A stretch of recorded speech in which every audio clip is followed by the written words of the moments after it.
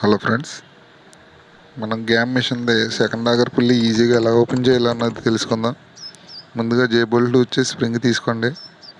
తర్వాత పుల్లీల నుంచి బెల్ట్ అయితే సపరేట్ చేసుకోండి.